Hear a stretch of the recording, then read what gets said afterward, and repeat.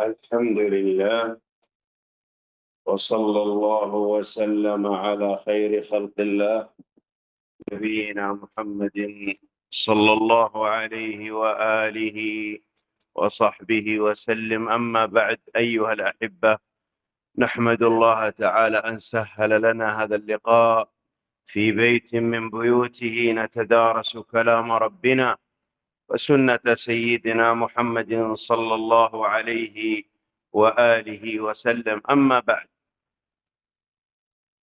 ذكر الإمام البخاري أيها الأحبة بابا مهما نحتاجه في هذا الوقت مع كثرة الفتن وكثرة الأزمات والمصائب في هذا العالم، كما نرى الآن الحروب والمشاكل في العالم.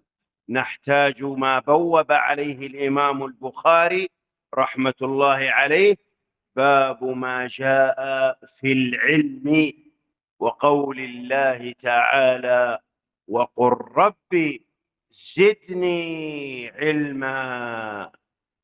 نعم أيها الأحبة، لا يخلص الإنسان من مشاكل الحياة. انتبه، حتى الحبوب النفسية ما تخلصك. إذا أردت أن تتخلص من الأزمات بالعلم، إذا أردت أن تتخلص من الضبح والضيق والمشاكل، العلم. ولذلك ماذا قال الله تعالى يا إخوة؟ قال لخير البشر، خير البشر سيدنا محمد صلى الله عليه وآله وسلم، يقول: ولا تعجل بالقرآن من قبل أن يقضى إليك وحيه وقل ربي زدني علما. انظر يا إخوة، خير البشر. هل تعتقد يا إخوة أن خير البشر سيدنا محمد صلى الله عليه وسلم يشتكي من مشاكل؟ الله ثبته. ولذلك يقول شيخنا، شيخ مشايخنا الشيخ بن سعدي رحمة الله عليه: يعني لا تبادر بتلقف القرآن حين يتلوه عليك جبريل، واصبر. هنا يا إخوة، هذه هي مثل ما يقول مربط الفرس. هذه هي النقطة التي الآن نعاني منها، نعاني منها في جميع أنحاء العالم. ما في صبر على طلب العلم، ما في صبر على تحصيل العلم، ما في صبر على دراسة العلم. ولذلك المسلم يصبر، فإذا فرغ كما قال الشيخ: إن الله قد ضمن لك جمعه في صدرك، كما قال تعالى: ولا تحرك به لسانك لتعجل به إن علينا جمعه وقرآنه فإذا قرأناه فاتبع قرآنه ثم إن علينا بيانه. ولذلك أيها الأحبة، ذكر أهل العلم أن أهم ما يحصله الإنسان الاجتهاد في طلب العلم والشوق للعلم، كما كان صلى الله عليه وآله وسلم في حريص على أن يسأل الله الزيادة من طلب العلم. ولذلك يقول أحد السلف: ما أمر الله تعالى نبيه بالزيادة من شيء إلا من العلم. ما قال له: وقل رب زدني عدي مال، وقل رب زدني جاه، وقل رب زدني مسؤول أصبح مسؤول كبير. لا، يؤخذ من هذه الآية أيها الأحبة كما ذكر الشيخ رحمة الله عليه الأدب في تلقي العلم، وأن المستمع للعلم ينبغي أن يتأنى ويصبر حتى يفرغ المملي. إذا فرغ المملي المدرس أو الشيخ والمعلم من كلامه المتصل ببعضه ببعض، يسأل. إذا فرغ منه سأل إن كان عنده سؤال. لا يبادر بالسؤال، من آداب طلب العلم ما يقطع الكلام على شيخه. انظر يا إخوة، هذه آداب نفتقدها للأسف. ولذلك يقول الشيخ: إن سبب حرمان العلم هو عدم الأدب. والآن نراه في بلادنا يا إخوة، نراه الشباب الآن ما هو سبب ضياعهم؟ وانخراطهم في الفتن. أكثر الفتن هذه يا إخوة من فيها؟ شباب. شباب في زهرة شبابهم يقولون مات، قتل، أصابته رصاصة. شباب في زهرة شبابهم. ولذلك يا إخوة لابد، انتبهوا، إذا أردنا أن نتخلص من هذه المشاكل، العلم. العلم يرفع بيتا لا عماد له، والجهل يهدم بيت العز والشرف. نعم يا إخوة، الجهل دمر بلادنا. الجهل جاء بمن هو ليس أهلا للولاية.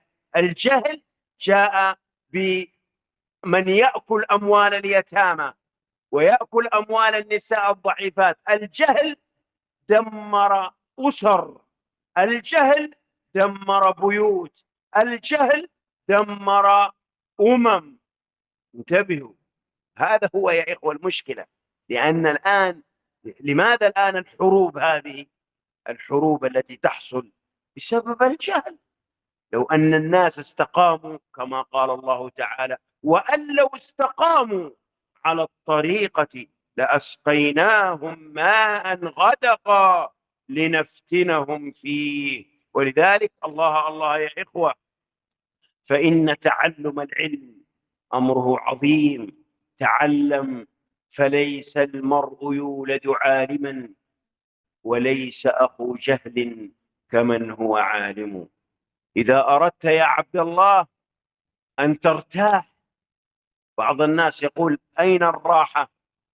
بعضهم يقول: أريد أن أصبح مسؤول كبير. ليست هذه الراحة. بعضهم يقول: أريد أن أصبح دكتور.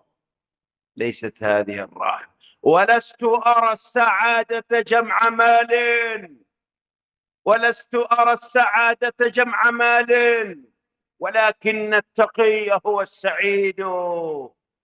عندما تتوجه إلى العلم ترتاح. ولذلك يا إخوة، حتى نختم لقاءنا، عندما تتحصن بالعلم ستكون مرتاح نفسيا. انتبهوا، ليس المقصد أن الإنسان فقط يقول: أطلب علم أطلب علم. لا تطلب علم على أصوله، تطلب العلم على ما كان عليه السلف الصالح. لذلك نرى الآن بعض طلبة العلم مريض. انتبهوا، والله اليوم أنا أمر على بعض يقول لك: أنا طالب علم. إيش بك يا شيخ؟ سلام عليكم، سلم. بلا حس، ما تعلمت أنت السلام؟ خاف الله في نفسك. انتبهوا يا إخوة، ليس المقصد الله يصلي في الصف الأول، بل بعضهم يصلي إمام بس ما تعلم العلم الحقيقي الذي يعلمه الآداب والأحكام الشرعية.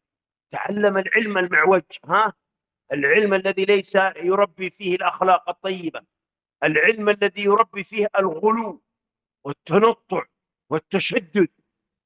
بعضهم ما يسلم، يا شيخ ما يسلم عليك. شوفوا، لابد أعرف هو من هذا، هو من هو.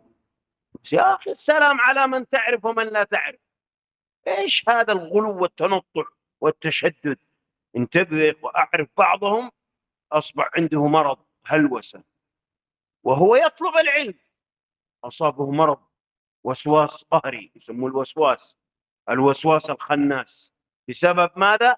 ما تربى على العلماء النبهاء الذين يرشدونه إلى الأخلاق، إلى المعاني، إلى الآداب. نسأل الله تعالى أن يرزقنا وإياكم العلم النافع والعمل الصالح، وأن يجعلنا هداة مهتدين غير ضالين ولا مضلين. صلى الله وسلم على سيدنا محمد وآله وصحبه وسلم، وجزاكم خيرا.